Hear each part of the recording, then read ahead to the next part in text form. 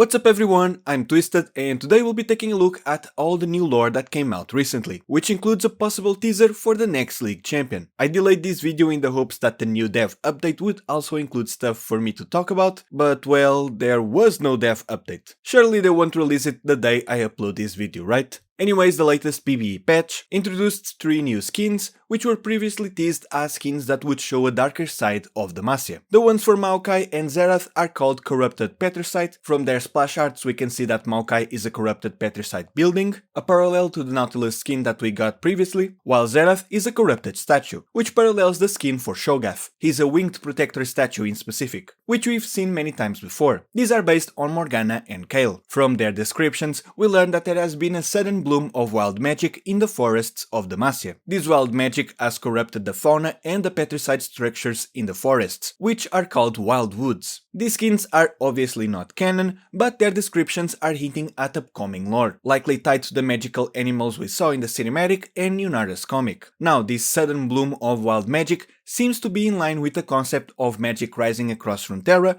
that Riot has been teasing. It was mentioned last year in Shin's comic. He says that magic is rising everywhere and that this might be the reason for the wild bloom to return. The wild bloom caused spirit blossom flowers to bloom outside of Ionia, and it was also responsible for bringing the Temple of Twilight and Yunara back to the mortal realm. This might also be tied to Arcane, where LeBlanc says that the Arcane is waking up, so it's possible that some of the events of the show only happened because of this rise of magic. Riot is clearly setting up something big here, but I assume that for now we're just going to keep seeing the effects of this rise of magic across the world of Runeterra, and that only after a good while will we learn what it means and why it is happening. Going back to Demacia, Wild Woods is not a new term. Last year we learned that Shin was asking about the Wild Woods when he was trying to figure out why Spirit Blossom bloomed in Demacia. This eventually led him to return to his homeland, seeking more answers. At the time I assumed that Wild Woods referred to the magical forests of Demacia that already existed. We've seen glimpses of them in LOR, and they were mentioned to be as magical as the forests in Ionia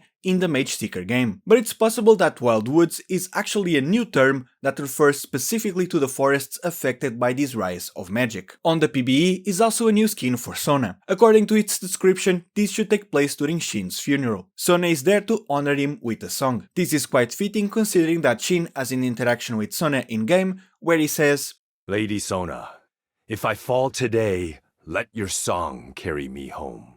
Moving over to the new comic, just like Yunara's comic, there's not much here to explain. This one is also a follow-up to the cinematic, this time through the perspective of Garen as he seeks to console the families of the soldiers that died. We do get confirmation that the mages who attacked the Demacian soldiers were rogue Noxian mercenaries, but this is probably as much as we'll learn about them, at least for now. This story is going to take place in Brook Hollow, which is one of the Demacian settlements introduced for the first time in the Demacia Rising game. The comic starts in a tavern where Garen tries and fails to distract himself from his task. Then we cut to a flashback of him returning the blades of the soldiers to their families and trying to console them. We then return to the tavern where a lady recognizes Garen as the son of Peter Krongard. Since the stories that are coming out take place in what used to be the past, I believe at this point in time Garen is not a leader of the Dauntless Vanguard yet. At least that is not mentioned here, nor in Demacia Rising. So it makes sense that the people recognize him because of his father instead. As he leaves the tavern, a boy from the flashback shouts at him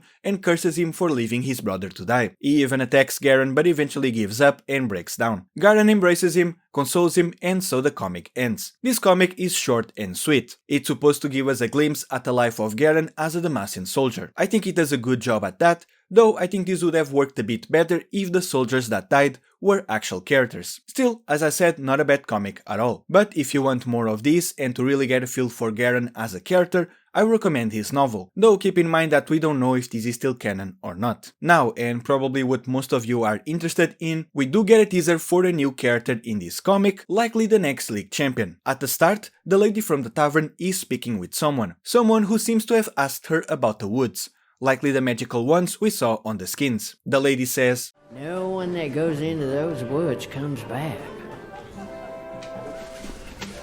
At least not the same as they were."